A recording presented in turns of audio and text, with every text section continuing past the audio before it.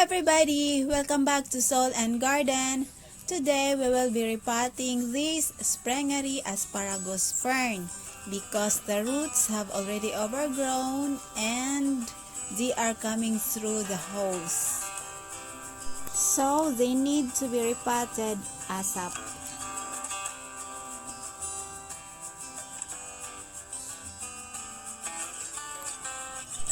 This pot is already old and torn, so I need to take this out and replace it with another one. But if your pot is still good, then you can reuse it for repotting your asparagus fern. Asparagus ferns are perennial plants which do not require frequent repotting. In fact, the recommended repotting cycle for this kind of plant is 2 years. But this plant of mine hasn't been repotted for about 4 years because I was busy for the past few years. So see how big the root ball is. And I am just thankful that I have a neighbor who got interested with this plant and asked for newly propagated plant. She wanted to buy one. This is the flower of this asparagus fern, and we have another two here. Yes, that too. And after these flowers have bloomed, they will produce berries that are attractive to birds. Now the next thing we will do is to separate this mother plant into two large clumps. It's because unlike the other plants, for example the spider plants where we can divide the mother plant into many parts depending on the crown, this asparagus fern should be divided in large clumps, because it's where the success of our repotting lies. I have already tried transplanting a small clump of this asparagus fern with about 4 leaves, but it did not go well because according to experts, these do well in large clumps. Dividing these plants now is a bit difficult because as I have said earlier, this hasn't been repotted for 4 years. And so the root is already thick.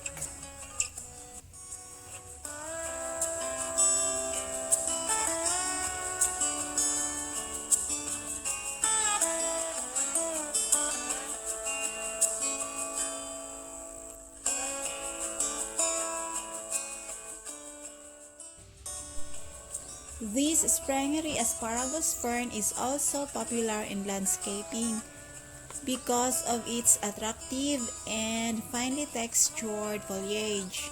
Others use this as a ground cover, while some planted these ferns in containers. These ferns grow best under partial to full shade, but they can also tolerate under full sun. Only that they have slow growth rate when exposed to the sun. Another thing is they can also be drought tolerant. So if you live in a drier area, it's okay to have these plants. And you can also put them indoors as long as they receive natural light, they'll be okay. This plant can also be propagated through their berries or fruits. Here is the other half of the plant there, and we will take out the extra soil that stick to the roots.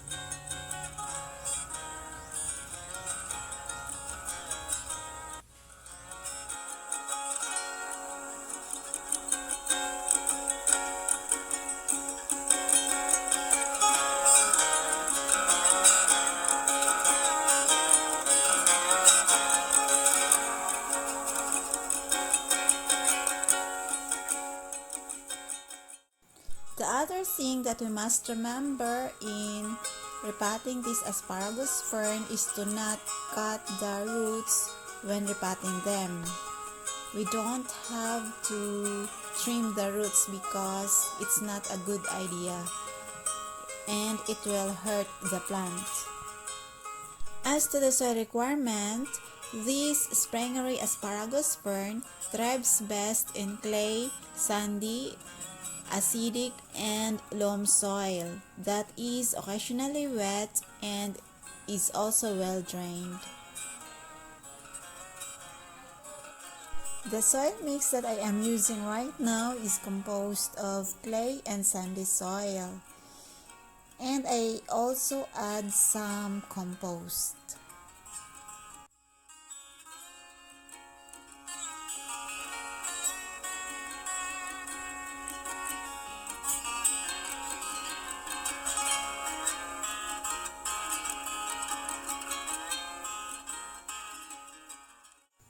Now I will remove the mature leaves and the dead ones.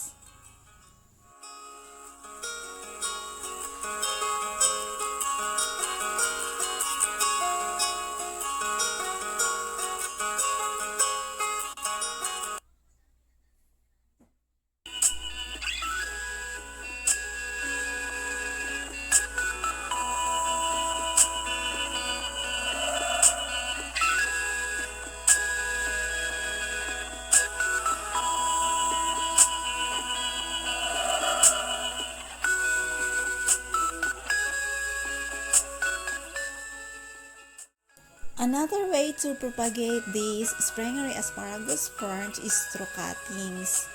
Honestly, this is my first time to plant these ferns through cuttings because I have never tried it before.